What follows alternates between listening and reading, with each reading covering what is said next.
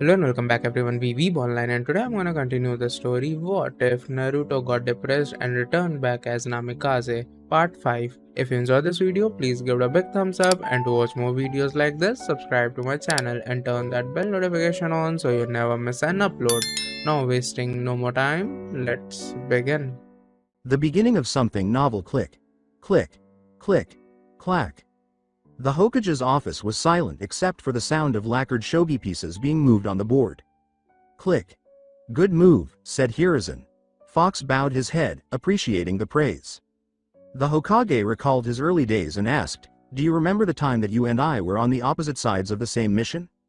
Fox gave a loud snort. "Same mission, my ass. You just wanted to get away from the paperwork." Hiruzen laughed. "True enough, although I may actually have preferred doing the paperwork to guarding that arrogant prick." Fox acknowledged, "Your efforts certainly did make my job a lot harder," as a hint of smugness briefly crept into his voice. "Bah!" Hiruzen cried out. "You won anyway. Ivan, the butcher, slain by your hand." Fox nodded, remembering with nostalgia the one occasion when he completely overcame the professor. "I always did wonder though, why were you guarding him in the first place?" The Hokage gave a shrug. "Ivan was slated for termination, and I needed someone competent to become the new Fox. What better way to test the potential leader of the Anbu department than to pit him in a battle of wits between leader of the village himself?" A mocking, "I'm glad I passed muster," Fox said. The professor laughed. "You were good kid, real good, but after all those failed attempts I was beginning to wonder if I would have to finish the job off myself. Then all of a sudden Ivan just drops down dead. I never did understand how you did it, it just happened." "I admit, by that time I was clutching at straws," Fox freely acknowledged. "You prevented everything I threw at him, be it poison, knife or explosives. Hell, you even found the explosive notes in the toilet. I also found when you switched the vegetable oil with peanut oil.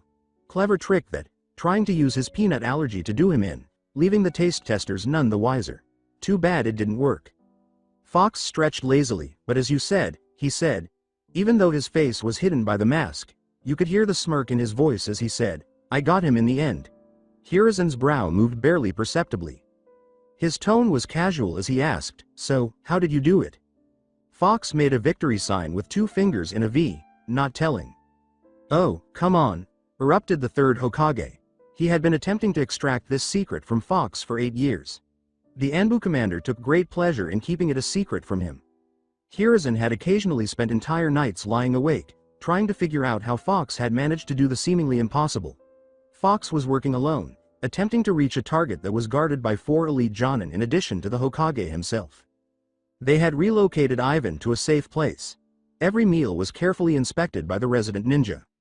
Every member of the servant task force underwent a thorough background investigation and passed. To ensure that there were no traps nearby, the area was swept once an hour using a fine tooth comb. In person, they had the best chakra sensor Konoha had to offer, always on the lookout for the slightest hint of a foreign chakra. They had cutting-edge locks, seals, and even those dreadfully costly security cameras. To put it succinctly, everything was in their favor. None of it had mattered in the end. Ivan was still dead, and none of them was able to decipher how in the hell he had managed to do it. Since Kakashi was one of the 4 Jonin present when the assassination occurred, there were rumors that the only reason he had ever joined the Anbu was to attempt to extract that secret from Fox. Additionally, it was rumored that Kakashi had only left the Black Ops because Fox would not explain how he had done it, despite the Cyclops revealing his face to him. Reaching across, Fox gave the Hokage a reassuring pat on the arm. There, Hokage-sama, it's all right." "Tell me." "Nope. That's an order." You say something." Sarutobi moaned in sheer frustration, then dropped the topic. "So, what do you think of the newly graduated genin?" Fox inclined his head a little. "They have potential," he admitted. "According to Hiruzen, if they survive long enough for it to be brought out," he sighed grimly. Fox understood what he was trying to say. It was not a question, but a factual statement. "Then you do believe Yurei's warning?" "I do. Kami help us, I do." This statement was met for a moment with silence as the thoughts became more sinister. It was Fox who broke the silence first. "You know, of course, that Naruto has had some contact with Yurei already?" Hiruzen gave him a sardonic glance. For once, it was easy to read the expression on his face. "What kind of fool do you take me for?" it asked. Fox defended himself from the Hokage's stare by raising his hands in an apologetic gesture. His tone hardened as he said, just stating the obvious, just stating the obvious. You going to be doing anything about it? Hiruzen gave a shrug. He asked sadly, what would you have me do? I was going to talk to Naruto about it days ago, but then we ran through the path of death and things kind of snowballed. It's obvious that Yurei has given Naruto some form of training and I honestly can't blame him for that. Yurei is still an unknown. We need to know more about him in order to keep the village safe, Fox said with a smile. Hiruzen took a moment to consider his next move. Tell me, Fox, do you believe the warning that Yurei gave us? Logically, there is nothing but a very slim chance that Orochimaru and a new village could cause much harm to the Leaf. He'd have to be some kind of idiot to attack the strongest shinobi village with such a paltry force, Fox responded. And to attack in the middle of the Chunin exams? To break that peace agreement would be far more trouble than it is worth. He'd turn every village against him? The Hokage gave a snort. I did not ask you to tell me about the political ramifications. I asked you whether or not you believed that war would come to the Leaf during the Chunin exams. Do you believe Yurei's warning? Fox paused, a little, and then sighed briefly. He leaned forward and gradually moved a piece into place so that he could attack his opponent's king more forcefully. Yes. Log helped me, but yes, I do. With a nod, the Hokage proceeded to reinforce his defenses. Then it is for that event that we will prepare.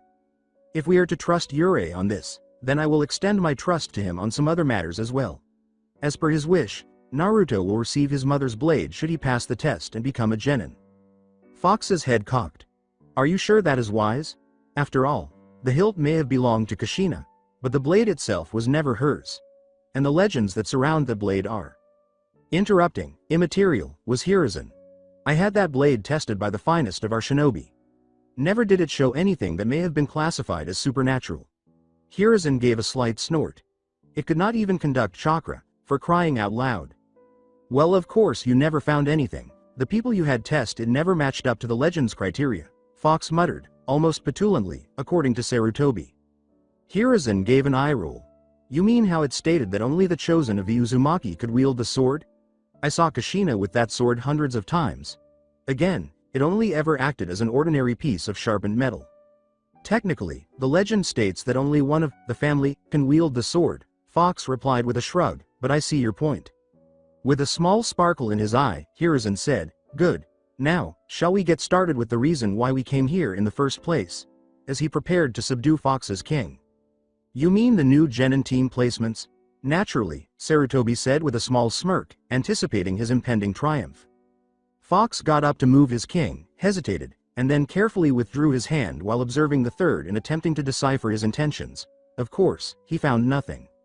As he considered his next course of action, Fox asked, how do you plan to split up the teams? Usual specialties. An assault team, a capture-interrogation team and a tracking team. Fox scowled. He blocked the approaching check with a knight and said, you believe war is coming to the Leaf, sir? I've already said that I do, Fox. Then, excuse my bluntness, but why are you trying to get those kids killed? There was silence. The Hokage asked perilously, excuse me? Fox gave a shrug. You and I both know that a specialized ninja is a dead ninja, especially in wartime. Just ask any Anbu. Look at your own career, Hokage-sama. You were never one to focus on just one thing, which is why you are so feared by the enemy, even today. Slowly, Hiruzen nodded. A true ninja is more than just a knife in the dark. Fox gave a shrug. A lot more. Sure, keep them in teams under those headings, but by the sage, don't have them all be completely specialized. A ninja at peace can afford to be good at just one thing. A ninja at war cannot. Your own student said something along those lines to me a few years ago. The Hokage took a whiff. Did he now? Fox gave a nod. That he did. Mind you, though, Jiraiya was stone drunk at the time. What was it that he said?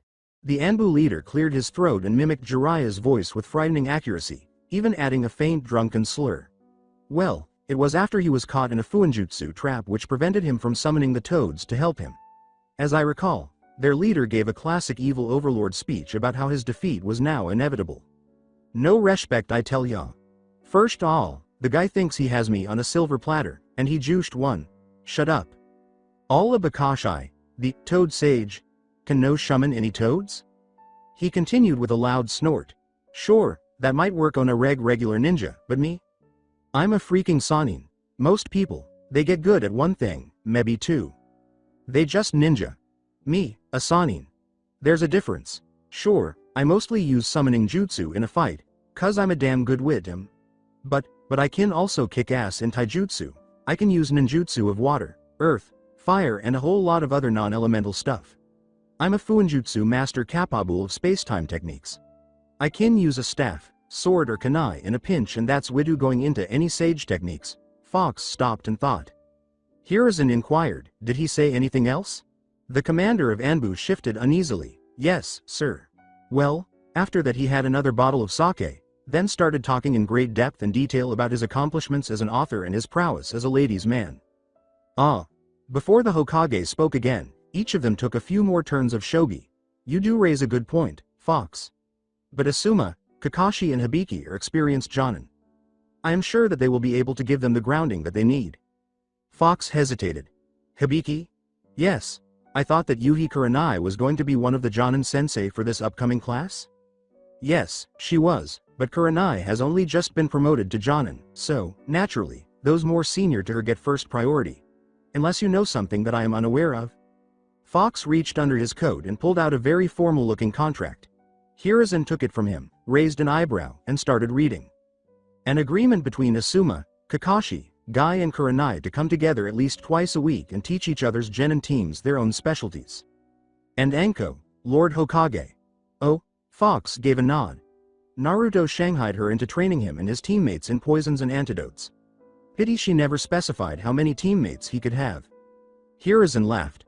Point. It is a good plan, I admit, but I do not see it happening. I do not intend for Kurenai to be a jonin sensei this time around, and I am loath to do something that may interfere with their teamwork. After a brief period of silence, Fox let out a deep sigh. Then I suppose I'll have to do something to make you change your mind. What will that be, then? With a thoughtful frown, Fox said, I could always try a bribe. Fox, I pay your salary. You're not wealthy enough to entice me. There must be something that I could give you to change your mind. Nope. The only thing that escaped Fox's mind was, reluctantly, I could tell you how I offed Ivan the Butcher. He would not jeopardize the young lives of those under his command for such a trivial thing, but he really wanted to know how Fox had done it. Hiruzen hesitated, his smirk fixed on his face. You tell me how you did it and you join in with the genin team's training every now and then to make sure that they are showing proper progress. Deal. The Hokage reached over and signed the necessary documents, and it was completed. All right. How did you kill him, then? Fox carefully picked up the papers from the desk and slipped them under his clothes again. Well, Hokage-sama, you can't count on me to tell you now. The academy students are not yet true genin, after all. Our agreement will be deemed void if they fail to do so. Furthermore, spreading the secret would be inconvenient for the other Anbu in the area, wouldn't it? Fox made one more move while the Hokage was busy gaping like a fish. Checkmate, Hokage-sama. Naruto came into the academy just a little bit late, yet with a big, goofy grin on his face. His white-striped friends had gotten all the more numerous since he had started feeding them. And Shirobi had been getting bigger and bigger as her babies grew. When he came with their daily meaty meal, which now had to be sealed instead of just carried around in a sack, his tigers were all there and waiting. There were 22 of the big animals there now, which added up to a lot of meat.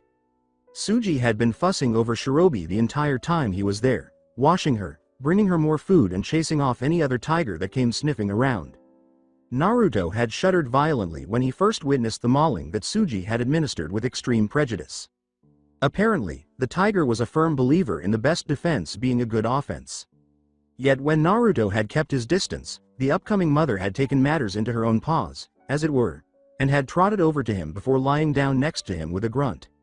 With a smile, Naruto had rested his head against her soft fur, before her heavy breathing sent him drifting off to sleep. He had awoken just a few minutes later by something smacking the side of his head. Blinking owlishly as he awoke, he was nevertheless aware enough of his surroundings to know that there was no one close enough to have hit him like that. According to Shinigami, put your head back down, carefully. Naruto shrugged and followed instructions, almost leaping out of his skin when he felt something strike him through Shirobi's thick fur. Dust unto dust, life from the dying, and so the circle of life continues, Shinigami uttered quietly. As Naruto placed his ear on Shirobi's stomach, A smile slowly appeared on his face.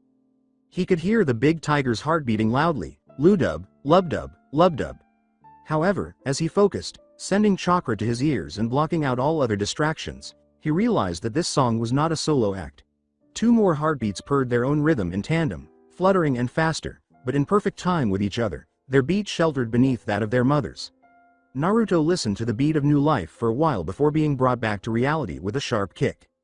Iruka was there to bid them farewell, leaving Mizuki to teach the rest of the class for the day. Thinking that he owed it to the blonde after all the trouble he had caused him, he wrapped his arms around an obliging Naruto, pulled him into a headlock, and began giving him a noogie. After he finally let go by substitution with Sasuke, Naruto scowled to conceal his smile and moved to stand next to Hinata, who giggled a little at the way his already spiky hair stood up even more than usual. Naruto heard the adorable sound and instantly decided to make sure he heard it more often, even if he was the one she was laughing at. Is he not being serious? I think he is, Kyuubi said. I often find myself surprised at the idiocies of human courtship rituals. Making an abject fool of himself is still well within the realms of possibility. Sarcastically, Naruto thought, we can't all be as smart as foxes. Yet it's so easy. Let me explain here. Unfortunately, Kyuubi disregarded Naruto's adamant declaration that, no, he didn't require a detailed account of a nine-tailed demon's mating habits. Thank you very much, or at least words to that effect, albeit a little more M-rated. Kyuubi then went ahead and gave him just that. I'll even put it into 5 nice, easy-to-understand steps so that your mortal brain can comprehend. Not listening, not listening. As the nine-tailed vulpine went on, the demon lord's voice overpowered his objections. Meet step 1. Admittedly, in order to complete this step, some chasing may be necessary. Express gratitude. Shinigami muttered angrily, at least you didn't have to actually kidnap the girl you were interested in to even get a chance to. Kyuubi ignored him. Sniff. Step 2. There is no better smell in the world than this healthy vixen. The fox may have a point after all. Gaki, you did say that Hinata smelled nice. Step 3. Prove your dominance. I'll leave that up to your own discretion. That was very kind of you, old sport, but if you want my advice, you should get some whipped cream, this rather large item, and a few of these leather products. Stop talking. With a wild cry, Naruto threw himself at Shinigami. Ignoring the small blonde mortal who was trying to gag the god of death with a set of risque paraphernalia and wait, was that never mind, nothing but madness, humiliation, and shame lay that way. Step 4, the giant fox continued, blocking out the sound of high-pitched buzzing as Kyuubi finished his sentence, procreate. Shinigami spat out the object Naruto had pushed down his throat to gag him before he choked in. Step 5, and it clattered noisily on the floor as he and Kyuubi spoke together. Repeat step 4 as necessary. Whoops, Iruka's talking now. Naruto shed anime tears of gratitude, and Iruka, who was by now accustomed to such things, didn't even hesitate. Iruka sniffed a little to keep his own tears from streaming out, but he said, I know that probably doesn't mean all that much to you from an academy teacher, but it's true. I'm so proud of you all. Well done, everyone. He sighed here, his eyes growing serious. Now, before I leave, just listen to old Iruka one last time. You are going to be the shinobi of Konohagakure, the soldiers of the Hidden Leaf Village. It's never easy to stay alive in this line of work, and even if you do, life is difficult. Never undervalue your adversary and remain alert and cautious. Never leave your friends or teammates when they are in need. Have faith in them. Even though you might be asked to sacrifice yourself for your village as a ninja, you should never make that your first choice. I won't take away your decision to die for Konoha. I won't tell you not to. But think about this. In this world, people frequently lose their lives for their village. In fact, it's not that unusual. However, Konoha will no longer be able to use you after you pass away. Instead, live for your village because, in the end, it is the people who inhabit it, not the structures or the land. Furthermore, the village will disappear if we all die for it, which kind of negates the purpose, doesn't it? He gave a small smile, which vanished as he tried in vain to diffuse the tension. We are a part of the world, which is a nasty place. Our lives are not glamorous. We are not heroes from stories. Since we are ninja, we deal with reality. Too often, in order to complete the task, we have to darken our souls and harden our hearts. However, by doing this, we can safeguard the defenseless and, with luck, perhaps even improve the state of the world. Sometimes all you need to keep going is the knowledge that you are having an impact, and sometimes that is sufficient. It isn't always. The 9 pupils in the room blinked as they saw the classroom where they had spent a significant portion of their brief lives. If you ever find that to be the case, then look around you. Iruka paused, then his words became a command. What are you observing? Iruka spoke quietly. There was so much more, if you only looked in the right place. Iruka's words gradually swept over him, strengthening his conviction and leaving him feeling stronger than when he had first entered the room. The classroom, Sensei, Sakura replied, a little perplexed. Naruto shook his head. I'll tell you what I see, Iruka said, grinning. I see friends, companions, fellow Leaf Shinobi, pointing to each of them as he went on. Look around you when you feel like it's all too much. We defend the village. However, the village is not a representation. We don't voluntarily sacrifice our lives for some grand idea. Furthermore, it is not for the greater good. Iruka paused, took a deep breath, and continued, making sure to look each student in the eye as he attempted to offer his final words of wisdom as their sensei. Ninja rules from ancient times state that one should never have any attachments. Now forget about that rule. Ironically, you stand up for your friends, and they stand up for you as well. Take strength from that if it gets too much. You're not by yourself. The leaf is strong because of this. Yes, you are young. You might be too young, according to some. Iruka paused again, letting his words sink into the minds of the students he no longer supervised but who he would always care about. The world is dangerous, but we will not make you go out into it alone, he said, his eyes remaining on Naruto the longest, a look of pride and understanding burning deep within his eyes. As you may know, Naruto looked up to Iruka throughout his life and considered her to be one of his first role models. Why has always baffled me. He was among the first to accept him, to be sure, but that doesn't explain the extent of his hero worship. True, I mean, look at the others he held in such high regard. Sarutobi, Jiraiya, Kakashi, Tsunade, the fourth, all of them legendary shinobi, some of the strongest of their time. And his dream is to be the strongest Hokage in history, yet he regards the opinion of a relatively unknown Chunin more than almost anyone else.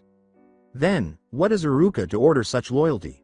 After all, Shinigami shuddered to consider what kind of man Naruto might have become if the only thing he ever respected was strength, or power. Iruka is something that is rarely found in this world of shinobi. Shinigami smiled slowly, grateful that Naruto had such an impact on his life and that he recognized and respected a man like this. What is that, too? A good man, Shinigami said simply, but Kyuubi recognized the significance of the statement despite its simplicity. Kyuubi nodded his head in agreement and gave a little bark of laughter. Iruka calmly concluded his speech, unaware of his divine judgment. That's why you were given Sensei. They will serve as both your teachers and guardians. They will do everything in their power to keep you safe until you are able to keep them safe as well. They're there to help you, to teach you, and if necessary, to lend you a shoulder to weep on. Kurenai came into the room at the exact moment, her piercing red eyes observing everyone with dispassion, tensing slightly at Naruto's waving figure. Hello. I am Yuhi Kurenai, the main sensei of Aburame Shino, Inazuka Kiba, and Hyuga Hinata. Primary sensei? What the hell was that about? Naruto began a little.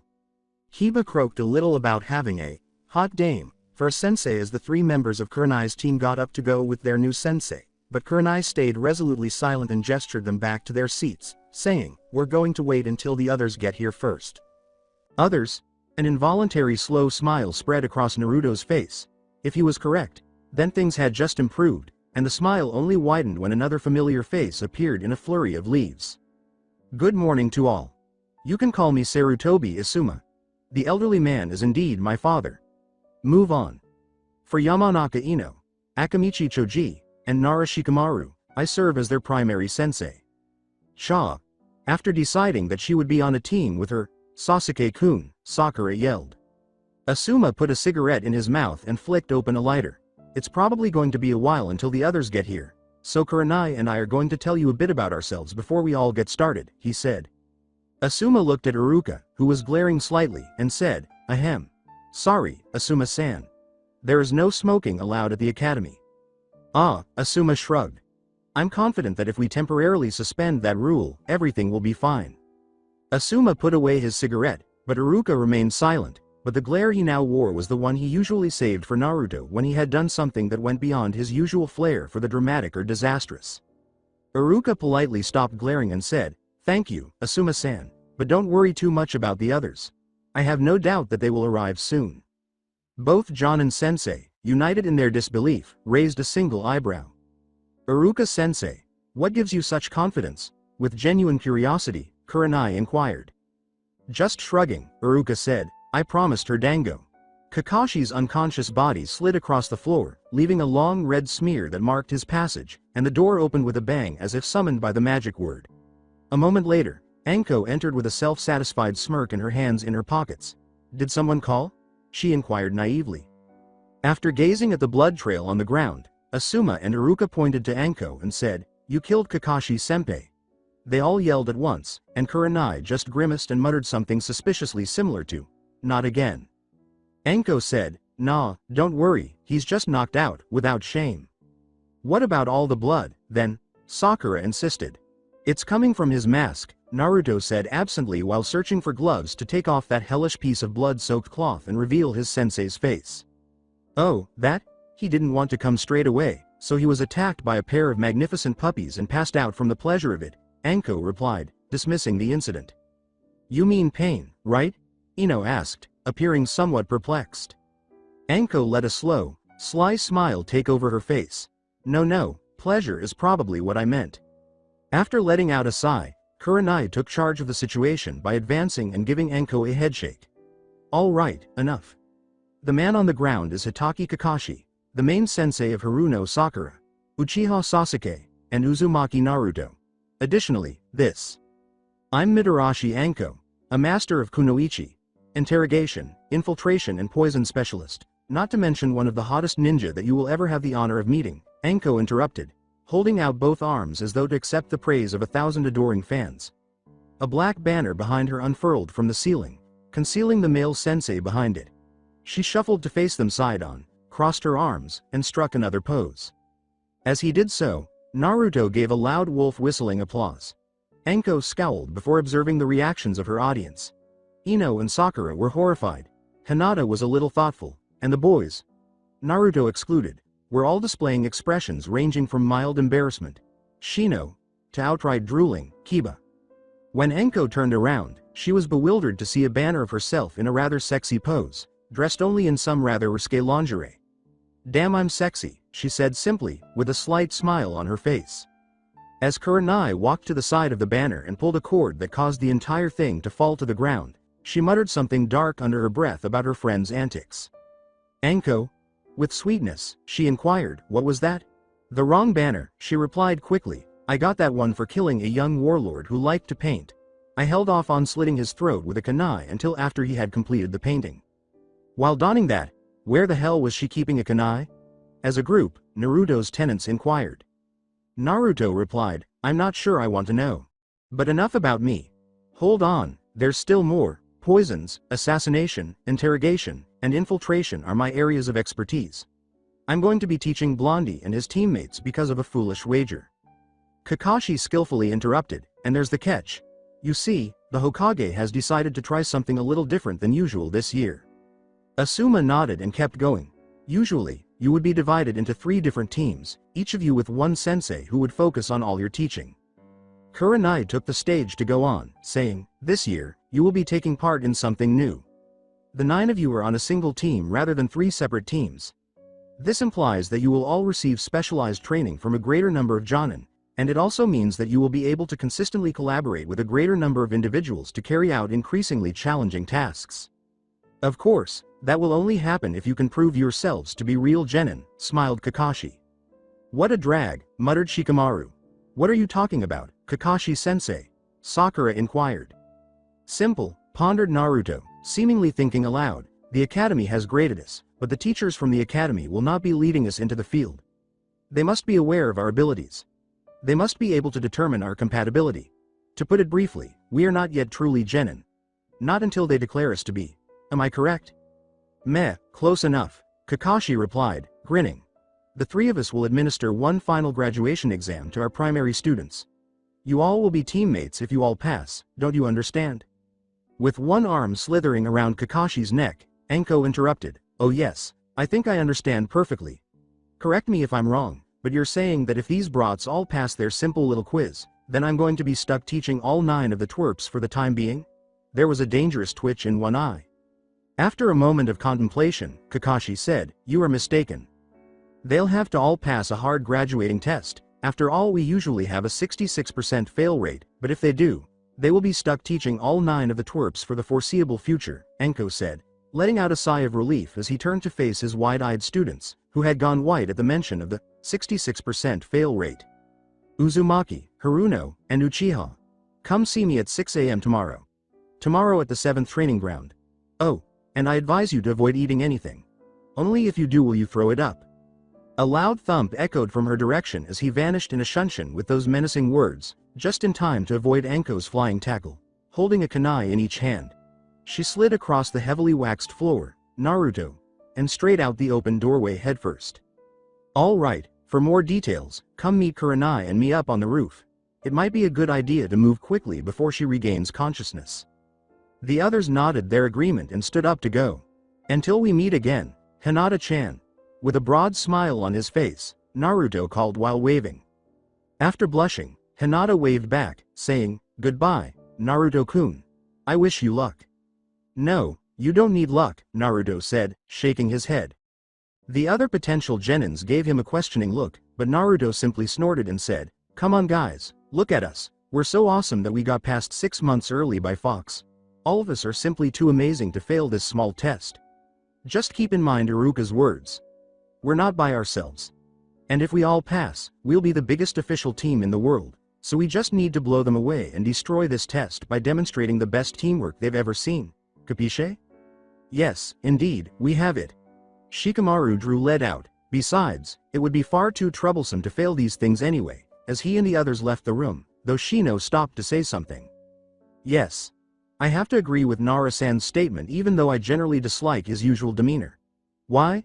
Because it might be assumed that an additional 6 months at this academically oriented institution would be an unwelcome waste of time," Shino agreed. As soon as he left the room, he turned around and headed for the window. "It appears that Mitarashi-san is regaining consciousness, by the way. Therefore, it is possible that you will follow the logical conclusion and use a different point of egress, just like I did." With those words, he slipped out the window and started to walk up to the roof on the side of the building. "What does he mean by a new method of escape?" Naruto whispered. Sakura clarified, "He means to find a new exit." "I understand what he meant, it's simply not new. The windows are always used by ninjas, in fact, they appear to like them." "HNN. Less talking, more fleeing," Iruka remarked as he turned back to face his former students from his windowsill perch. Anko hurried back into the empty classroom about 30 seconds later, saying, "I don't believe them. Will I be forced to teach all those brats? I'll lose my mind." She paused and said, "Well, crazier," with a sigh, "well, maybe one of the classes will fail, then I won't have to teach as many." She pouted and slid down the wall to the floor, looking like she was pouting for a while before a slow smile appeared on her face. "If a team of 3 fails, then they're not going to be genin, and I don't have to teach them," she said. "However, none of them will be Naruto's teammates if he fails. And if that occurs." Wolf went completely white in the classroom next door and pressed a button on his radio, saying, "Code Orange Beta." "I say Code Orange Beta again." "Wolf Roger. Underway?" the operator inquired. "No, in preparation. Are you certain?" Wolf chose not to respond and instead held the radio out the window, where Anko's laughter could be heard clearly. "Is Anko there?" "Affirmative." "Shit." "Affirmative." "Fangirl repellent, Omake." "Sasuke, I'm telling you, it works." Scoffing, Sasuke said, "Yeah right, Dobi. You mean to tell me that you have figured out how to get rid of the harpy demons, of all people?" Naruto grinned broadly as he nodded. "Look," he said, pointing to the aluminum can he was holding in his hand, which suspiciously resembled a deodorant can. "You just need to point it at the fangirl and then press the button on top of it. The repellent is sprayed out in a fine, chakra-powered mist because the can is filled with compressed wind chakra." Sasuke cautiously examined the can, asking, "What's in it?" he inquired, and Naruto appeared offended. "Do you really believe that I'll simply tell you the ingredients? You're attempting to make it for yourself by stealing my recipe?" "All right," sighed Sasuke, "don't tell me what it contains." With a self-righteous nod, Naruto said, "I will tell you this though, inside, there is a combination of alcohol and holy water, among many other things." Before shaking his head, Sasuke gave Naruto a raised eyebrow. "All right, how much?" With a dazzling smile, Naruto said, 800 ryo per bottle. 800 Ryo. Have I mentioned 800? I intended to say 799, Naruto uttered absently. Ignore it. I'm not interested. With a savage snarl, Sasuke snatched the bottle from Naruto's grasp and started to leave. Hey! Sasuke! Turning, the Uchiha was just in time to catch a much smaller bottle, about 1/5 of the size. Free sample, Naruto shouted. Whatever, said Sasuke with a shrug. I informed you. I have no interest in it. Turning on his heel, Sasuke stalked off with his nose in the air, seemingly radiating arrogance. Naruto, wearing a pout behind his back, quickly transformed it into an evil smirk. Naruto used the smallest bit of wind chakra to send a gentle yet precise Kazekin at Sasuke, who failed to notice the large rip in the back of his pants, exposing his jocks for everyone to see. You say you're not interested, however, you will be, kukakuku? Anko came out in a frenzied manner. Slap. Naruto, you're bad, not a child molester, you can't have ramen. But, slap. Alright, I needed that, so thank you. I'm glad you comprehend. Let's get wealthy now. Naruto, who had gotten to the academy quickly after Sasuke by using the rooftops, leaned against the doorframe and yelled. Oh, dois. As one, every female in the class faced and upon seeing who it was, deliberately turned their backs to him, save one. Naruto shrugged. Sorry, forgot. Oh, drat.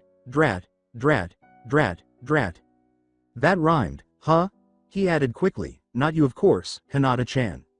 When they turned to face him this time, they wore their most fierce glare, which Naruto shrugged off like water off a duck's back.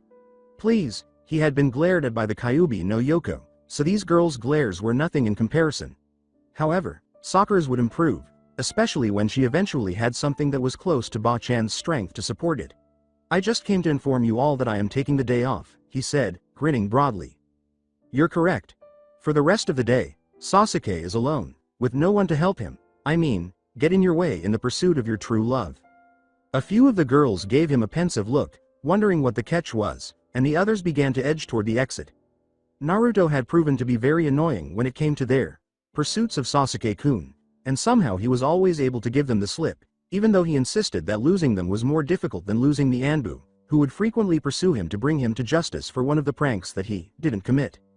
Did I mention that he has a large rip in the back of his pants, which exposes items that would normally be hidden? Itai, the blonde said, made a mental note to myself, don't stand in between a fangirl and the doorway to object of said fangirl's obsession. Obviously, if the rush to the door was any indication of the situation, Naruto had forgotten to mention that one small detail. The only girl in the class who hadn't glared at Naruto, Hinata Hyuga, sighed and started to scrape Naruto off the ground, asking, why did you do that, Naruto-kun? I thought of another get-rich-quick scheme, Hinata-chan, Naruto said with a silly smile. Iruka entered at that point and said, where is my class? He asked. As one, every hand remaining in the room pointed to Naruto, including Hinata's. Naruto looked affronted at being accused, before he turned to Hinata and proclaimed dramatically, Et tu Hinata? The heir of the Hyuga laughed. Sasuke was running for his life, his honor and his dignity among other things. For the first time, he felt truly grateful to Naruto for all the time spent running that he did with him. Of course, if it weren't for Naruto then he would not be in this situation in the first place, so the gratitude and hatred kind of evened out. Naruto had said that the running was to build up speed and to avoid capture. Right now, Sasuke was more interested in the avoiding capture part of the deal. Behind him was the horde. Almost the entire population of Sasuke Uchiha fangirls was chasing after him, an unholy light burning deep within their slightly glazed-over eyes, which, incidentally, were staring at his ass. Not for the first time, Sasuke wished that he had mastered the tree-walking exercise. He could almost make it to the top of the tree now, before slipping off, but he just could not afford to risk it at this time. If he slipped off a wall with that lot of savages behind him, well, it didn't bear thinking about.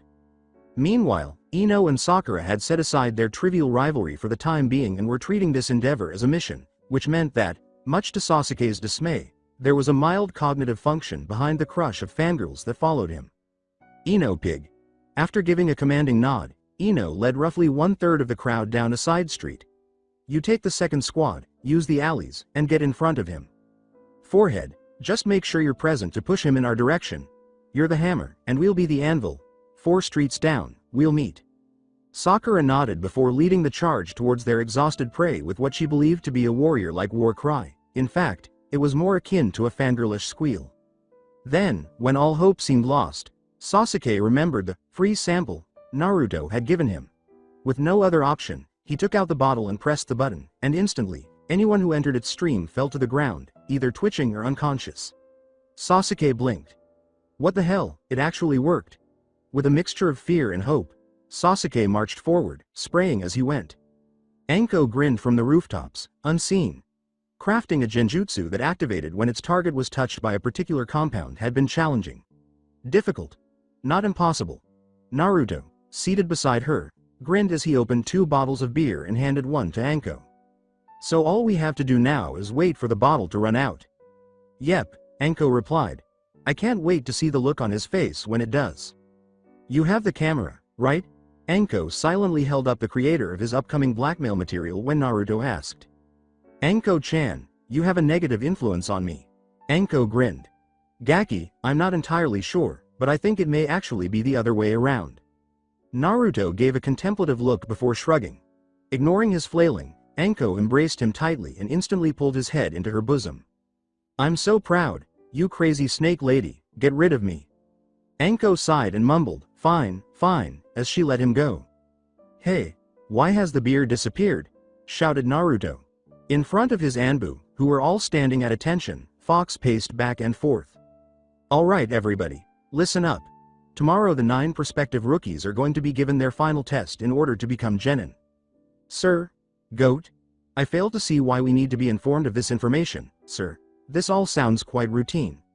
Excellent question, Hawk, would you like to explain?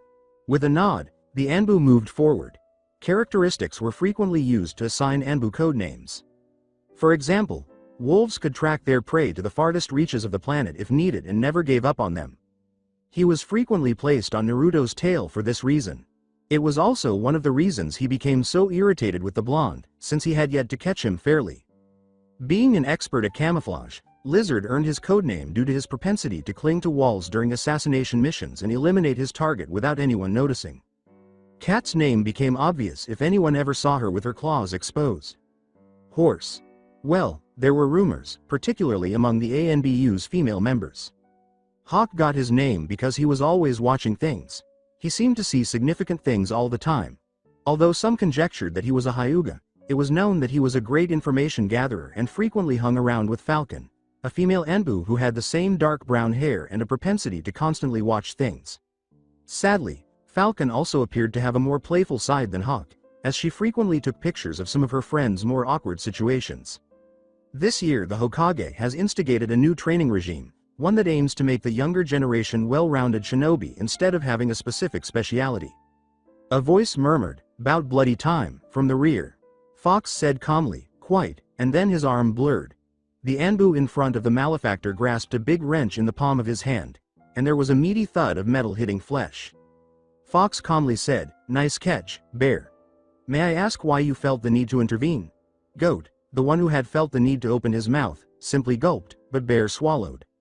"Sir, you taught us to always look out for our fellow Anbu. I saw an attack on a comrade and acted on instinct to prevent it." Fox gave a contented nod. "Excellent work, Bear. I trust there will be no more unnecessary interruptions." Goat gave a nod. "Anyway," Hawk added with a hint of annoyance. An image was projected onto a large white screen that descended from the ceiling. "The problem is that not everyone likes this idea. Screen please. This man is named Mizuki. He's a Chunin Academy teacher and a bit of a problem." Spider questioned. "Threat rating?" Another female Anbu was Spider.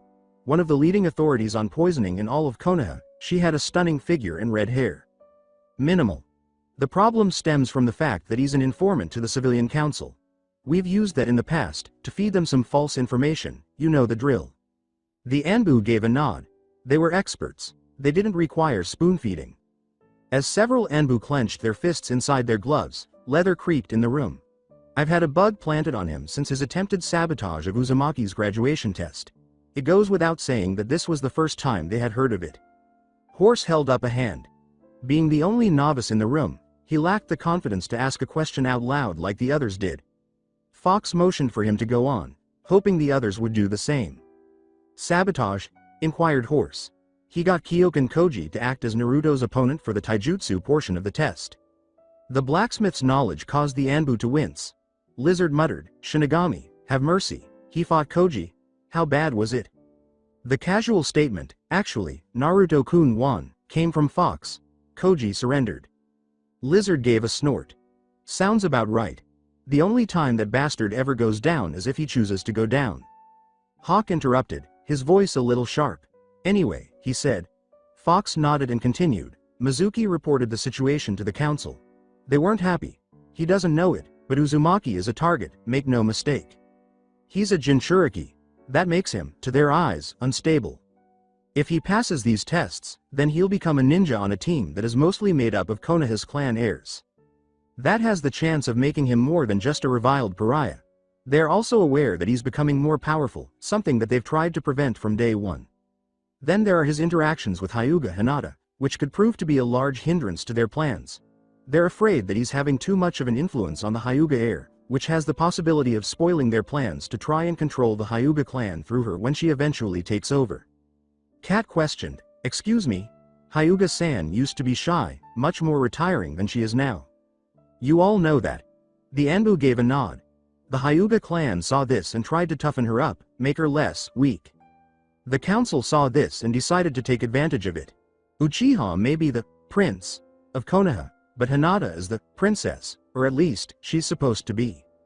The council encourages their contacts to treat her with all respect and kindness, so that when she grows up and takes control of the clan, she'll be more likely to sympathize with them, to vote in their favor.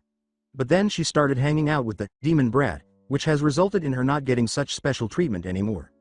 I suspect that this is also a reason why Hiyashi was often so hard on her. Bastards, mumbled Goat. Fox made no effort to correct him. There's also Anko to be aware of. If Naruto passes the test, she will be obligated to teach him and all the rest of the rookies. They're not going to want the snake bitch to corrupt their precious clan heirs. Plus, well, they hate Naruto on principle, so there's that as well. Horse interrupted with a thoughtful but disgusted tone, saying, excuse me, sir? If I'm reading the situation correctly, then that's not at all what they want Naruto for. Fingering another wrench, Fox said, oh? Is there something you would like to say, rookie? No sir. Cat interrupted, oh, let the kid talk. Fox, let him go. Cat motioned for the younger Anbu to speak. Horse resisted standing out from the crowd, as if he were shrinking inside. Fox asked gently, well Horse, what's your interpretation of the data? But it was clear that he expected the rookie to agree with him. To which Horse replied, well sir, it doesn't really change the situation, but I think there might be something you overlooked, accepting his fate. Oh, and what is that? Politics, Horse uttered, shifting his mask just enough to allow him to spit aside. There was a slight rumble among the assembled Anbu. What role did politics play in this case? Explain, said Bear. Horse interrupted with a grimace in his voice, you know, I became a ninja to get away from politics. Frankly, it's a more honest profession, I understand. Explain, hissed Cat. Yes ma'am, said Horse hastily. When he stepped out onto the stage, Hawk sat down and threw his hands up in disgust. All right. How should I put this? Fox-sama, you're thinking like a ninja. Fox said, that's my job, Horse-kun, in kind. Right, of course, sir. Thing is, these people aren't ninja. They're politicians and they're thinking like politicians. We see Naruto and we see an unholy terror, the cause of our troubles, a worthy opponent and a comrade in arms. The Anbu gave a small laugh but made no comments that contradicted Horse's findings. Right, but when they saw Naruto, they saw a Jinchuriki, Kyuubi, the object their hatred. We all know that, yelled Wolf. Horse gave a nod. Right. Now though, things are different. When they look at Naruto now, they see power with a capital P. The room became quiet. On the day that we got the first orange contract signed, Naruto was called before the council. When he was there, several things were revealed. His heritage, his mother, his prospective wealth and his clan. As he spoke, Horse picked up a piece of chalk, went to the blackboard beside the white screen, and started writing on it. The bored Horse had drawn a quick picture of Naruto with dollar signs and an Uzumaki swirl over his head, with the word civilian written underneath. Right now he's still a civilian, which means, by law, that he's still a child. An independent child, to be sure, but a child nonetheless. Before his heritage and wealth were revealed, the council couldn't care less about Naruto. Hell, most of them wanted him dead. Now, however, he's more useful to them alive. Horse inhaled deeply. We're ninja first and foremost, so we count power as individual skill, technique, jutsu. Yet we at times forget. Money is power, and a lot of money is a lot of power. I don't know how much you guys know about the economy, so I'll give you a basic rundown. He started to draw some diagrams on the chalkboard. Like every other nation, the Land of Fire depends on Rio to run everyday life. The global domestic product, or the GDP, can generally indicate the financial state of a country. The GDP is the market value for all officially recognized final goods and services produced within a country in a given period of time.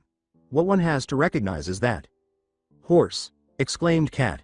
Horse paused his tirade and turned to face Cat. Yes? Speak, stupid. Oh, he mumbled, feeling ashamed. Right, sorry. He inhaled deeply and began anew. The economy is like a living thing. It lives in a delicate balance. Upset that balance and you can end up doing a lot of damage. Now, although there are many cities and towns in the Land of Fire, there are really only two financial capitals, the capital and Konoha. So what? So, the Uzumaki were rich, filthily so. As a civilian, Naruto is still a child and therefore unable to legally take advantage of his prospective wealth. Jokingly, Goat said, that's a good thing, right? Can you imagine what that terror could do with unlimited funding? A number of Anbu chuckled before giving it some thought. The room was filled with a chill of terror. Horse gave a headshake. No, it's not a good thing. As a child, he is vulnerable. If he fails the Genin test, then he becomes a true civilian. Lizard, wondering where this was all going, said, so what? Horse gave a shrug and went on. If he fails the test, he won't be a ninja, nor will he be attending the Shinobi Academy. In other words, he will be strictly under the Civilian Council's jurisdiction as a minor. He's never been emancipated, no one cared enough before, but now, I'd bet diamonds to Dango that the papers for his adoption would be approved within the hour of his failure.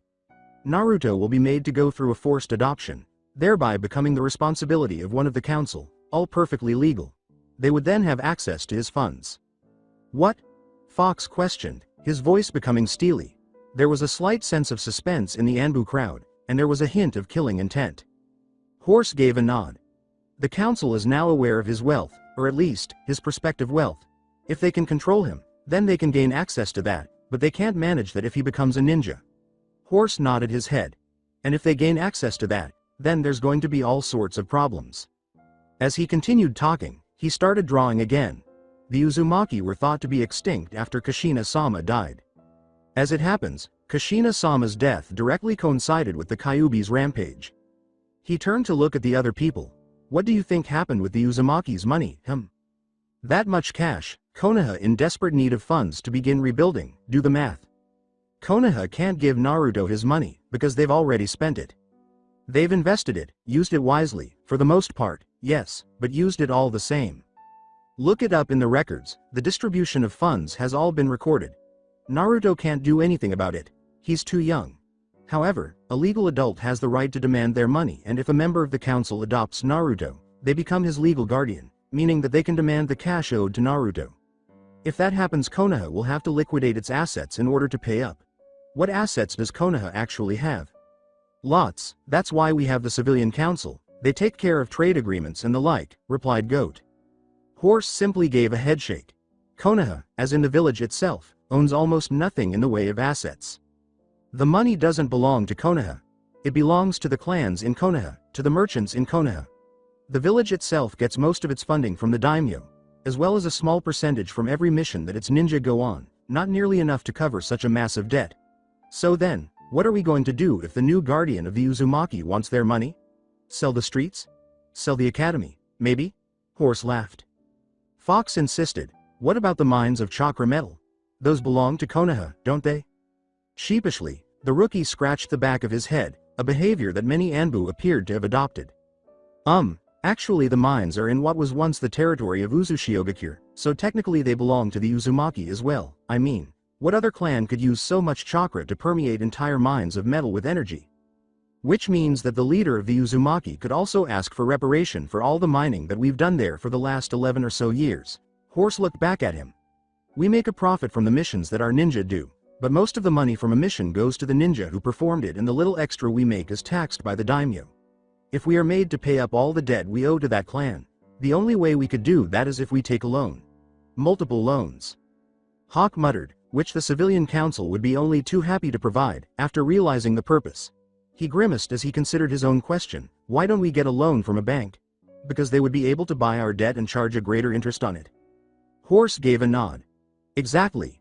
Either way, they'll lend us the money and at a high interest rate as well. We'd then spend all we could to try to pay back that loan and the interest at, say, a monthly basis. If we didn't, then the interest would hike up.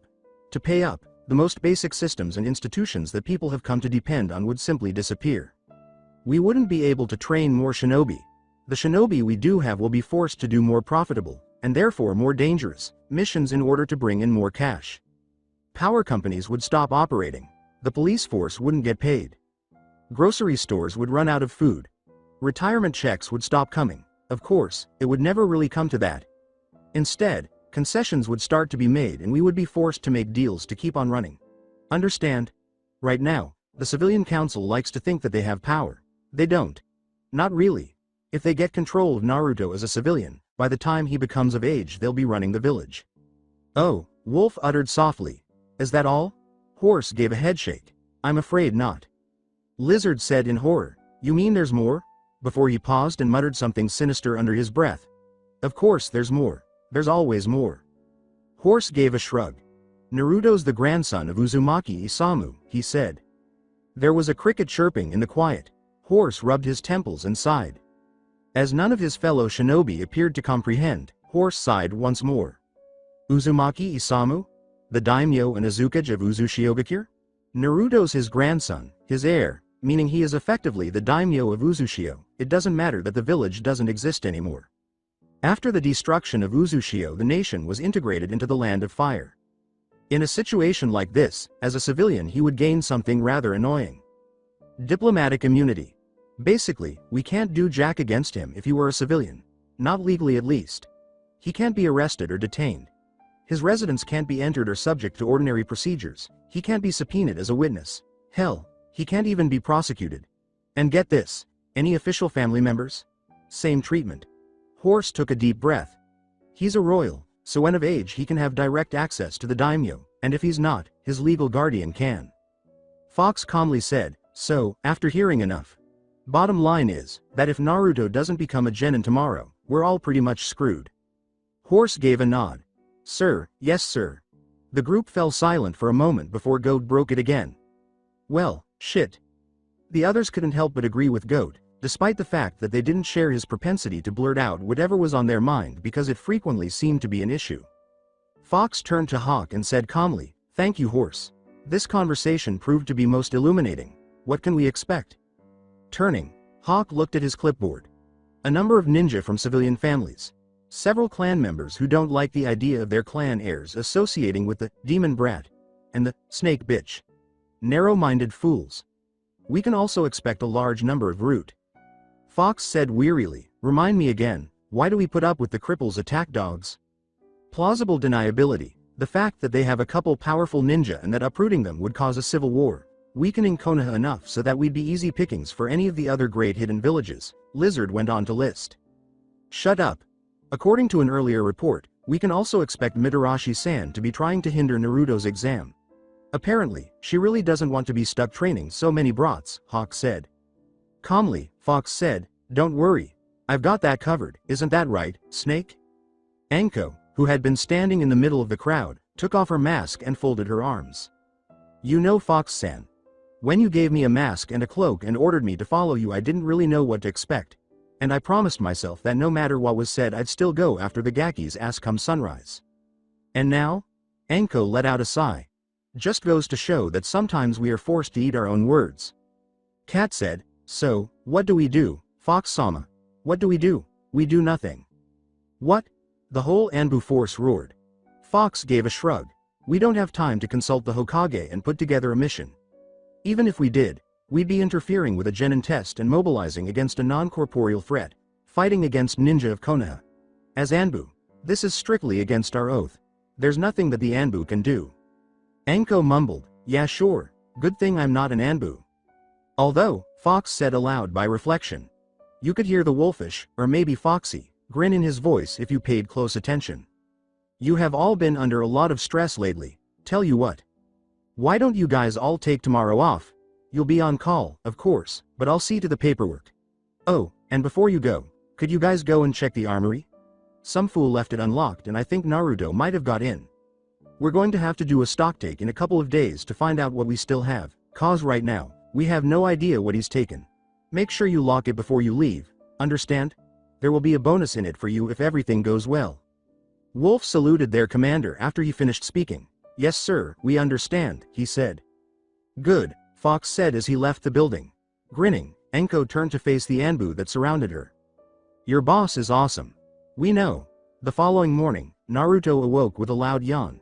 He got out of bed and started slowly getting ready for the day while still half asleep. The hour of 5:30 was just too unholy to be awake. Come on, hurry up. You have a big day today. Wesh die helm up? Because today is the day that you become a ninja, again. Bihu demana kakasab very late. That may be so, but you need to get up anyway. Naruto mumbled, go to hill, and fell back into bed. Fine. Kyuubi? Hit it, with pleasure. Naruto stopped. That sounded like something he wasn't sure he liked. He heard the whir click of what sounded like a tape ready to be played 2 seconds later, and then it began to sing in his head, dee-dee-dee-da-dee-dee-do-do. Dee-da-dee-dee-do. Unable to alter the song, Naruto froze, his head shaking frantically as he tried to muffle the sound. It's the hamster dance, do the hamster dance. ARRRGGGGHHH. Outside, a Kakashi-style mask was worn over the mouth of a plainclothes Anbu with a black bandana featuring a lizard motif. Lizard reporting in. Subject is awake. Copy Lizard. Anything else to report? Yeah, we got 3 bogeys looking for an entry into the premises. Can you take care of it? Lizard laughed as he used the genjutsu that gave him his name, one that Jiraiya would have killed to know, to become nearly invisible as he stalked his victim. Nah, in fact, I think I'll help them get in. Through the front door of course. A trio of Chunin were en route to Naruto's apartment complex. Several wads of cotton and a bottle of chloroform were among their typical shinobi accoutrements today. They reasoned that if the demon brat could simply be made to miss the test, Uchiha-sama might still pass even though he would fail. The Sandame had a rather negative opinion of them trying to kill the Jinchuriki, which is why they used chloroform. But as they made their way to their destination, they decided that they could still enjoy themselves a little. Ultimately, the fox would be rendered unconscious due to its healing factor. They couldn't be harmed by what no one knew, right? The first one chuckled ominously, opened the front door, and staggered back, narrowly escaping a deep abyss. It was so dark that it was difficult to see the bottom of the hole in the ground. One of them whispered, "What is this madness?" "Madness?" A furious voice asked from behind them. Lizard exclaimed, "This is Konoha," as he and 2 rock clones let go of their stealth jutsu and kicked the Chunin into the pit as a single mule. Lizard gave a contented nod. If he recalled correctly, the walls of that pit counteracted the chakra's effects, making it much harder to get out. He turned and was about to walk away when he noticed something that caused a big smile to appear on his face. He reached into his pocket, took out an airtight bag, cut it open with a kunai, and let the aroma of premium catnip fill the air before hurling it into the pit. After the catnip, he continued to watch Tora throw herself down the pit. The cries of agony reached his ears a few seconds later. Lizard let out a joyful sigh. There were moments when life was made worthwhile by the small things. Naruto reached his rear window and just leapt out, muttering under his breath and disregarding the canned laughter that echoed in his mind. Rolling to break his fall, he stood up easily, ignoring the shocked expressions of those who had assumed they had just witnessed someone fling himself to his death. Please. As if that were going to occur. What ought he to eat for breakfast now? Astonished by his good fortune, Toki watched. He was pondering how he was going to approach the Kyuubi kid when he suddenly leapt out in front of him. Simply put, this was too good to be true. Now he just needed a way to make a fast escape. His eyes grew wide. The solution was a manhole to the sewers. He crept up on it, pulled off the manhole's top, and stood with his legs on either side. Now he just had to jump down the manhole, use a lightning jutsu to knock him unconscious for a few hours, and be free to go home. A grin appeared on his face. He had a very fortunate day. When a tiny wooden dragon emerged from the hole beneath him, the smile turned sickly. It bit down hard, and there was a noticeable crunch. Toki gave a little squeak and folded, forgetting about hand signs as his unresponsive body fell into the manhole and down into the sewers with his legs clenched together. A sound, somewhere between a splash and a gloop, could be heard if one listened closely. A few seconds later, a man with a face mask and a black bandana emblazoned with a wolf's snarling face pulled himself out of the manhole and cautiously covered the sewer entrance again. He focused and held out his right hand, making it begin to spark with electricity.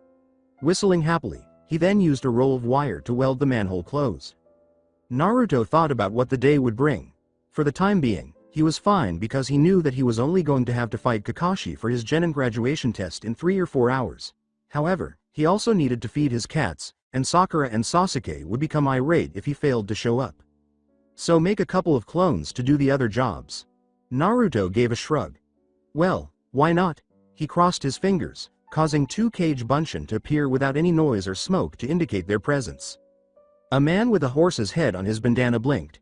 Uzumaki's really come a long way with the Kage Bunshin jutsu. It's almost like it was made for him.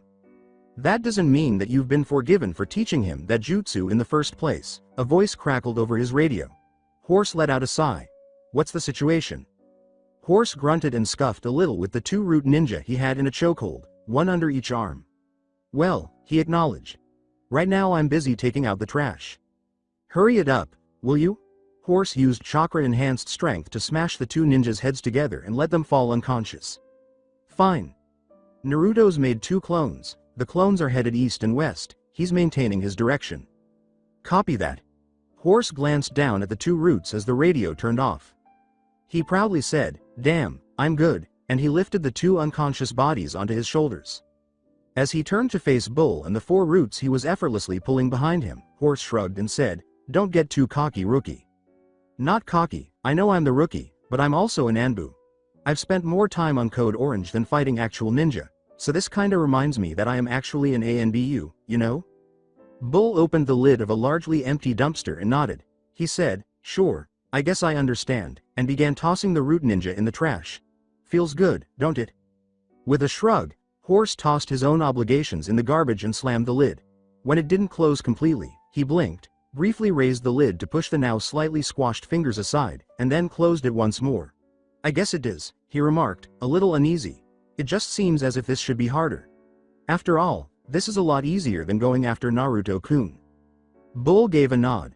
"Makes you wonder why we even bother trying to protect him, doesn't it?" Horse gave a firm shake of his head. "No, there's an easy answer to that. Naruto's ours. If the people of Konoha want to try to hurt him or sabotage him, then they'll have to go through us to do so." He stopped and chuckled. Bull nodded his head in agreement and laughed, or at least get in line. Naruto's face lit up with a broad smile as he approached Ichiraku's. Among the few eateries that opened so early in the morning was this one. Tucci was one of the few people who always knew that ninjas are always on guard. But his smile had nothing to do with that. "Hinata-chan!" Naruto exclaimed, gesturing to the girl seated in the booth with Shino and Kiba flanking her. With a joyful wave in return, Hinata said, "Hello, Naruto-kun, happy to see him." And Kiba complained bitterly, "What are we, chopped liver?" Akamaru gave him a growl. Kiba shouted, "What do you mean, don't flatter yourself?" Tucci joyfully called, "Naruto." He looked over at Kiba. "Move," he commanded.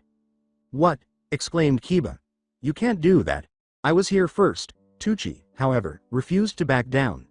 Tucci was once again surrounded by visions of blonde-haired, pale-eyed children consuming astronomically large quantities of ramen, with bills of Ryo falling to the ground like confetti. He gave Kiba a fierce look. In addition to the glare, Tucci directed a startling amount of killing intent at the dog-themed ninja, saying, "My store. My rules. Naruto-kun is my best customer and you are sitting in his seat. Move." Kiba shifted. Naruto protested by waving his hands. No, it's alright Oji-san, I can find another." Naruto blinked and said, "Naruto, sit down." Tucci and Arlia had simultaneously uttered the same directive. Naruto cautiously took a seat before turning to Hinata and grinning slightly. He wiggled his eyebrows and said, "So, how you doing?" Hinata laughed at his performance. "We're going well, Naruto-kun. We just came here for a meal before we go for our genin test." Kiba slurped a noodle and nodded. "Yeah, it starts in a couple of hours, so we still had some time to kill." Hinata suggested that we go and get something to eat while we wait. Speaking of aforementioned demonstration of our skills for grading purposes, I must divulge that I find your presence here some cause for concern, Uzumaki-san. Why? For unless I am not recalling the appropriate time frame, was your assessment not due to start approximately 9.5 minutes ago? Naruto sulked. Come on Shino, you and I know each other, don't go calling me Uzumaki-san. My name is Naruto. Say it with me now. Naruto. Tucci decided to cut in at this point. Naruto. Is what Shino said true? Are you late for your genin test? He was waved away by Naruto. Don't worry, Kakashi-sensei is going to be another 2 hours at least. Tucci gave a pacified shrug. Naruto went on, in addition, I have a cage bunshin there in case. Sure, they pop easy, but there shouldn't be anything attacking it so it's all good, right? With a sigh, a man removed his bandana with the image of a goat and scratched beneath it while muttering curses. We've got 12 root incoming on our position. How the hell are 2 of us supposed to take out that many without Naruto's clone noticing us? Wolf said, 3 of us, and dropped beside them. Deadpanned, my question still stands, Goat said. Wolf said, where are they, anyway? Ask Spider, Spider said, pointing to their third companion. Spider, who was also wearing a bandana and mask, grinned and pointed out the root nin after revealing a pair of bright green eyes. Windows, 3rd floor, 4th, from the left, there's 6 in there. We don't need to worry about them. Anko gave the woman in the mask and cat bandana next to her 3 fingers just outside the 3rd floor room in question. With Yugo at her side, Anko spun around and kicked down the door, saying, ready Yugo? In 3, 2, 1. Anko shouted, say hello to my little friend. And they all fired at once, tangled their 6 targets in wire nets. Taking hold of the wires that protruded from their netcaster's barrels, Yugo directed an electric current through the metal to knock them out cold. I love this thing. Anko cried, rubbing her mask-covered cheek against the big net launcher she was holding to her face. Our problems are in the alleys, there and there, Spider went on. Streets, there and there. 12 on the ground level, we're gonna deal with them. Wolf inquired, more out of curiosity than anything else, so, how are we supposed to get them, when they're down there and we're on the roofs? Spider replied by pulling open her trench coat. Wolf just gazed, his eyes full of stars. Truly? He exhaled deeply. Truly. Wolf reached out almost reverently to what the woman's figure had concealed, his hand trembling as though he were going to touch the Holy Grail, and he helped himself to the tranquilizers that Spider had concealed all over her body. After Goat attempted to arm himself, Spider closed her coat again. Petulantly, what gives? He inquired. Get yours from Wolf. You ain't coming anywhere near my chest. Goat let out a sad sigh. Kiba inquired, what's a cage bunshin? After gulping down a noodle, Naruto gave a passionate response. It's my newest, oldest technique. The cage bunshin no jutsu creates a solid clone out of chakra. When it dispels any memories that the clone had are dumped into its creator's mind and in the minds of any other shadow clone that he or she created. Kiba blinked. Sounds useful. Naruto gave a nod. Yeah, and the clones are reasonably intelligent too, and they can even do their own jutsu. All of this makes it one of the best clone jutsu there is. Simply, when did you learn it? Shino inquired. Sheepishly, Naruto rubbed his head. A couple of days after I spent a number of hours trying to avoid getting beat to a pulp. Hinata reddened. According to her, father was a little bit angry with Naruto-kun. Naruto's eyes were wide as he gazed at her. A little? Hinata, he threatened to castrate me, with a rusty sword. Hinata said, don't be silly, Naruto-kun, with kindness. Father would never do that. Naruto exhaled a sigh of comfort. The only sword suitable for such an act would be the family sword, and it is very well maintained. No rust to speak of, Hinata continued cheerfully. The Hyuga heir was wearing a naive little smile when Naruto jumped again and turned his head to look at her. He couldn't tell for the life of him whether she was serious. You know, I think she may have been hanging around my wife for too long, Shinigami thought. Ya think? Not that that's altogether a bad thing. Wolf's gaze shifted from the tranquilizer he was holding to the 12 unconscious root shinobi below, each of whom had a single dart embedded in their body, and then back to the tranquilizer. Why aren't we funding this? From the rear of his establishment, Tucci heard Naruto and his friends laughing, and he grinned. He ladled some ramen into 4 bowls and stirred the pot again. He said, you can come out now, in a voice low enough to be inaudible to his patrons. I know you're there. A voice murmured, remarkable, and the shinobi who had said it emerged from the darkness. A simple ramen chef detecting a ninja like me. Tucci gave a snort. He said harshly, wasn't always a ramen chef, son. Now, what do you want? He held out a tiny vial of a viscous liquid and said, nothing much, I just want you to do a little doctoring of the Jinchuriki's food. I normally do it myself, but with the children of 3 clan leaders at risk, 2 of them heirs to the clan, well, I can't afford to make mistakes. Tucci scowled. You want to kill him? The ninja gave a headshake. Nothing so drastic. My employers just don't want him to pass his genin test. They feel it would be best if he waited another year or 2 before going out into the world of shinobi and getting himself killed. Surely, you understand. Slowly, Tucci nodded. What's in it for me? Tucci caught a small bag that the ninja tossed without saying anything. Startled by its weight, he blinked and opened the bag to discover a plethora of gold coins. With that type of money, you could finally get those upgrades you always wanted, Tucci. Turn this stand into a full-sized restaurant. Slowly, Tucci nodded his head. I could at that. Sounds like a mighty fine deal. What do you think, Ayame? The ninja turned around, startled. Ayame said sweetly, how about no, before hurling a boiling kettle's contents in his face. Hissing as the boiling water burned through his clothing, he immediately raised his arms. Tucci said merrily, I second that notion, while swinging a huge frying pan like a baseball bat. There was a loud clang, and the conversation ceased. With the oyoyoyoyoing, which is a sign of a well-done clang, it was a good clang. Naruto shouted, Oi, Tucci Oji-san, are you alright? We're fine, Naruto, just taking out the trash. The kitchen erupted in a series of loud bangs and clangs. Well, Ayame said, wiping her hands and grinning contentedly. That takes care of that. Not quite, Tucci countered, weighing the gold coin-filled sack as wide as the wrist of a big man. Let it never be said that a man left Ichiraku's without being well fed. The unconscious ninja was thrown into the alley behind their store by Tucci after he finished. Shortly after, Ayame came up with a broom and swept a heap of enamel-sprinkled dust out into the alley as well. Lizard's eyes were traumatized and wide when he released his camouflage jutsu a few minutes later. I hope they sterilize their hands before serving any more food, he murmured. With a sealed scroll in his hands, Naruto's clone lumbered through the underbrush deep within the forest of death. He could now walk through the forest with some degree of safety. Yes, he still had to keep an eye out for Anko, the giant spiders, the scorpions, the giant leeches, the lightning sand, the old traps, the man-eating plants, the occasional rodent of unusual size, and Anko. He really needs to reevaluate what he means by safe. But now he was rarely harassed by the more dangerous animals. He had to outrun a huge bear a few weeks prior, and that was the last time he could recall doing so. The following day, Suji had been munching on a huge femur that appeared to have once belonged to an enormous bear, and his kitties had been abnormally full. A root team, whose members were finding it a little harder to make their way through the forest, was about 40 meters behind him. Horse followed the route only 20 meters away, staying low, while a ninja with a face mask and a monkey-faced bandana moved through the trees above him in silence. Horse felt a nasty squish beneath his feet and grimaced. Horse whispered softly, join the Anbu, he said. It's a man's life, he said. Why were they even following this clone in the first place? If it's a man's life, then how come the women are so much scarier? Yes, since they were unable to confirm that this one wasn't the authentic one. Bullshit.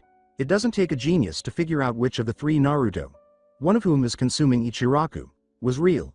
However, Bull and Monkey were superior to him. Since Bull wasn't exactly known for his stealth, he didn't come himself. Instead, he had instructed Monkey to accompany him in tracking this clone through the forest of death. Hold on, the clone was slowing down. Perhaps they were getting closer to their goal. But why would Naruto be going to a clearing with boulders scattered throughout it?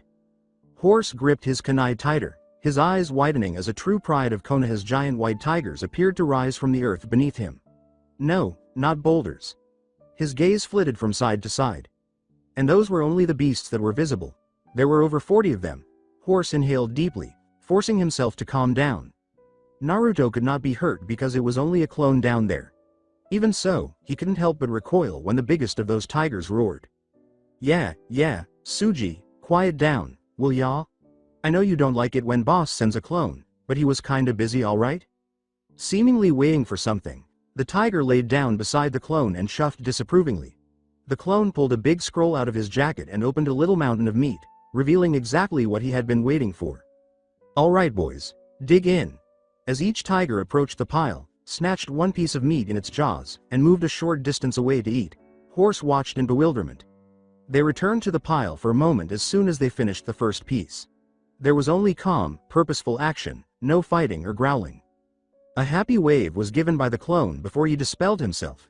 "Okay. See you guys tomorrow," he said. "Well, that was a waste of time," Horse said to Monkey in a whisper. "Oh, I wouldn't say so," Monkey said, chuckling slightly. Have a look at our friends from Root?" Horse was intrigued and had to suppress a laugh when he saw the Root team all trapped in a net trap around 30 feet above the ground. 4 of the tigers were below them, licking their lips and staring up at them. There would be more tigers soon. Horse heard one of the Root say, "Nice kitty." The tiger responded with a roar. Naruto had a pretty good morning hanging out with the new old Team 8, joking and laughing, and flirting with Hinata every now and then. However, the Root ninja had a terrible time because anyone who even thought Naruto was funny was quickly, silently, and humiliatingly eliminated. In contrast, the Anbu thoroughly enjoyed reiterating their superiority while testing out a large number of typically restricted weapons from the arsenal. Particularly well-liked were tranquilizers and joy buzzers. Even though only a small portion of the total number of tranquilizers was actually being used, the entire stock had miraculously vanished. However, all good things must come to an end, and Naruto needed to finally head to the training area. It would be improper to be late, and Kakashi would arrive in 10 minutes. "Goodbye everyone. I wish you luck on your graduation exam." "Yeah, thanks man. You too." To acknowledge that we need luck would seem to be derogatory, as it implies that the only way that we could gain the documentation of true shinobi is by a twist of fate in our favor. Nevertheless, I thank you for the sentiment. Bye Naruto-kun, have fun. Hey, you know it Hinata-chan, see y'all later. All units converge on me, I repeat, on me. Subject has finished breakfast and is on his way to the exam. Naruto leapt to the roofs and started walking toward the training ground while whistling. 2 Root shinobi, about 200 meters behind him, leapt forward, forgetting stealth as they charged forward with their blades unsheathed, hoping to reach the Uzumaki before something stopped them. They quickly learned, so that hope was in vain. They mimicked a pair of giant bugs on a stone windshield when, in the middle of one of their leaps, a big panel of stone just folded out of the wall at right angles right in front of them. "Nice one Wolf." "Why thank you, Bull. Do we have any other hostiles still in the area?" "About 8. Problem?" "Nah." The person on the other end of the radio screamed traumatizedly, and it sounded like Anko yelling, "You made me drop my dango. We've got it handled." Unaware of what had been going on around him, Naruto arrived at the training area without any problems. On the other hand, Shinigami was nearly impressed. Compared to those he could recall, the Anbu of this age were far more capable. When Naruto arrived at the training field, he gave his waiting clone a high five, causing it to burst into a massive puff of smoke. Sakura noticed this and gaped, making an amazing impression of a fish with her mouth opening and closing a few times. But Sasuke just grunted and looked off into the distance. Half screamed, "You left us here with nothing but a clone," Sakura said. "Yep," Naruto said with a smile before turning to face Sasuke. "Hey Sasuke, how are you going?" "HNN," replied Sasuke. With a slight frown, Naruto reached into his kunai holder and pulled out a big, heavy stick that had no business being in the object it had just emerged from. When Sasuke noticed it, he stood up straight and gave Naruto a direct look. Sasuke eyed the emo stick warily and said in a falsely cheerful tone, "I am doing perfectly well, thank you Naruto, for asking after my welfare. I will admit that I have slight jitters about our upcoming assessment and am a bit annoyed that our sensei is taking so long to actually show up. And how are you today on this fine morning?" Sniff. "What's the matter with you? Seeing such a well-trained little Uchiha, it's almost enough to bring a tear to your eye." Sakura's earlier annoyance with Naruto was forgotten as she gazed at Sasuke in shock. She might have never heard Sasuke talk to anyone so much in her life. Suddenly, Kakashi appeared. Ma, it's so nice to see such cute little genin play nice with one another." Sakura scolded, "You're late," quite loudly. Kakashi put an alarm clock on a stump and walked past them, chuckling a little. "Okay, timer is set for noon." "Seriously, you had an alarm clock literally on your person and you still get here late?" Naruto was deadpanned. Kakashi paid him no attention. He said, "What I have here are 2 bells," but he held them aloft. "I'll not only tie you to one of those stumps," he added, pointing to the 3 training stumps in the middle of the field. "Your task is to take these from me before the time is up." Those who don't have a bell by noon get no lunch. I'll also eat it right in front of you. There was a loud rumbling noise coming from all three genera stomachs. Hang on, what the hell? Why is your stomach grumbling? You just ate like 6 bowls of ramen. Or was it 16? Exactly, Naruto pondered. It is a miracle that I am still able to stand after only 6 bowls of the food of the gods. After giving up on persuading Naruto that, in fact, ramen wasn't the food of the gods and that he would be aware of it, the Shinigami sighed. He tried, oh, how he had tried, but it didn't seem like he could make it stick in this situation. Which, when you think about it, was really quite amazing. You only have to get 1 bell, but there are only 2, so one of you will definitely be tied to the stump. And the person who doesn't take a bell fails, so at least one of you will be sent back to the academy. If you want, you can use shuriken and kunai. You won't exceed unless you come at me with the intent to kill. But, Sakura said in response, you'll be in danger. Naruto was powerless to stop it. He erupted in laughter. The meeting was going nearly exactly as it had in the previous timeline thus far, and he couldn't help but think of his initial response when Kakashi said that they had to approach him with the intention of killing him. When he saw that Kakashi couldn't avoid a blackboard eraser, he was sure of his superiority and laughed at Kakashi instead. He laughed, hiccuping a little as he tried to control himself, and then he laughed again when he realized that Sakura had truly believed she posed a threat to Kakashi. However, this burst of laughter was short-lived as Sasuke pulled his foot back and kicked Naruto hard in the side, expelling all of his air and ending his laughter at the same time. At the exchange between his potential students, Kakashi blinked. Is there something that you find amusing, Naruto? Her laughter was cut off as if by a knife. Shish, she thinks that we actually have a chance. No, scratch that, she thinks that we have the advantage. Bawahahaha. Naruto said. She somehow thinks that we actually have a chance of beating you, no, a chance of actually killing you. There's no need to laugh about it, Naruto. Oh, come on, Kakashi-sensei. You have to admit that it's a little bit funny when you look at it that way. Kakashi closed his eyes in the grin that Naruto already knew so well, even though the others were unaware of it. Ma, I suppose that when you put it that way it is a little funny, Naruto-kun, replied Kakashi. He's an elite Junin, Sakura-chan, in response to Naruto's deadpan. The only real chance we have of killing him is if by some miracle he has a heart attack and keels over while frothing at the mouth. Sakura looked at him after blinking. That was, oddly specific. The voices in Naruto's head concurred, yes it was, and then they laughed malevolently. With his lips hardly moving, Sasuke whispered, don't encourage him, he doesn't need it. Sasuke and Sakura appeared solemn as they prepared to move swiftly, while Naruto clasped his hands together and stretched them out in front of him, cracking his knuckles. Well, I hate to interrupt the bonding time of such cute lil genin, but the clock, as they say, is ticking. We will begin on go. Set. The others gave a nod. Are you sure? I mean, it's not as if you'll have any shame in just leaving now, that way, we don't have to. Naruto shouted, get on with it, Sakura yelled, yeah, get on with it, with Sasuke. Kakashi sulked, but I'm enjoying this scene. Kyuubi and Shinigami yelled, get on with it, but were sadly ignored by everyone except Naruto. Go. Katsu. Boom. Once the word, go, had passed Kakashi's mask, the ground beneath his feet exploded violently. Sakura and Sasuke had vanished, hiding in the trees, almost simultaneously. Naturally, it was Naruto who set off the explosive. Kakashi muttered, well, that was surprising, as the smoke briefly obscured his form. As the last of the smoke cleared, he concluded, if I had been just a couple of steps to the right that might have really done me some damage, you know?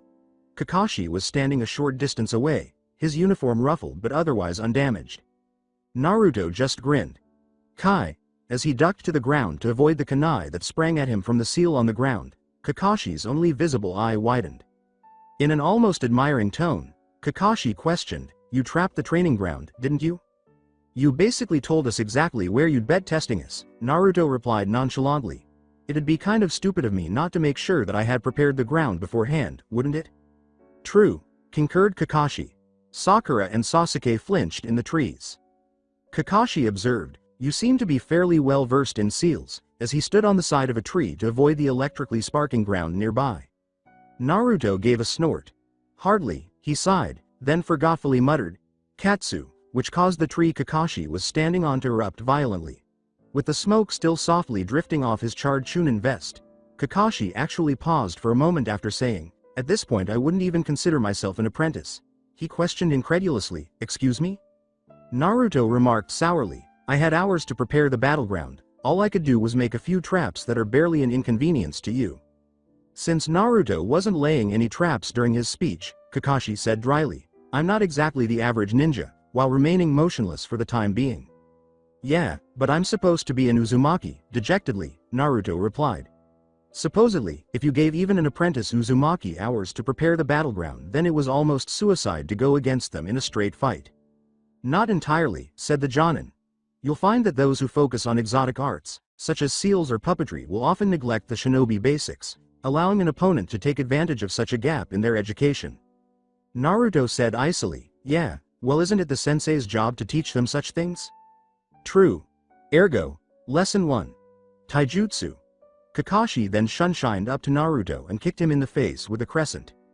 Fearful, Naruto raised his arms in a block, but the kick's force sent him skyward, where he crashed into the ground a few meters away.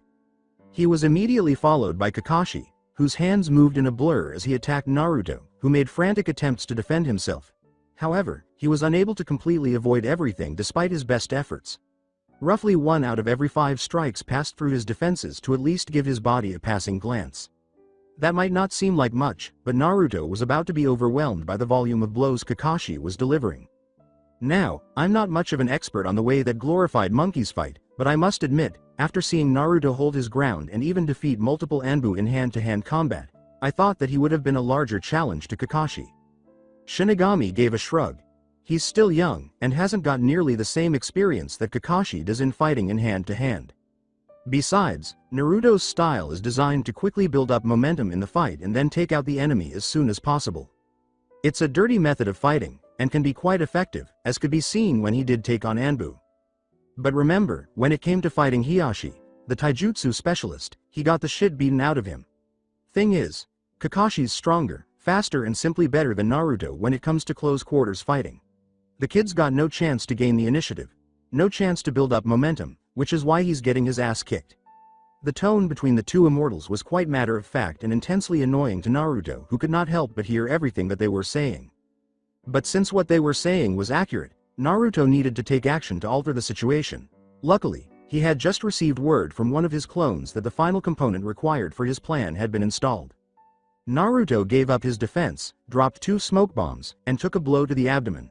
Most people would have puked from the force of the blow, but Naruto was strong and could hold enough air in his lungs to squeak out a single word. Henge. As the smoke gradually dissipated, there was a pause in the atmosphere. Kakashi was aware that he had been harmed. The feeling that something was riding straight up his spine told him. He raised his arm in front of his face and blinked. His gaze expanded.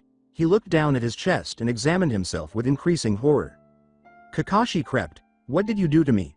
Somehow, in the middle of battle, Naruto had transformed him, though he was not totally sure how. He had changed out of his respectable shinobi attire and was now dressed in a jumpsuit that was identical to the one Guy never seemed to take off. Except for one thing. This jumpsuit was reportedly colored by a colorblind, tie-dye loving, stoned hippie rather than being a monochromatic green. All the colors of the rainbow and more were all over it. Of course, it included orange leg warmers as well. Worst of all, it glistened. There he stood, gleaming in the sunlight like a skankpire of some kind in that heresy called nightfall. Despite his erratic breathing, Kakashi was able to relax. He gritted his teeth and said, "Well, at least it can't get any worse."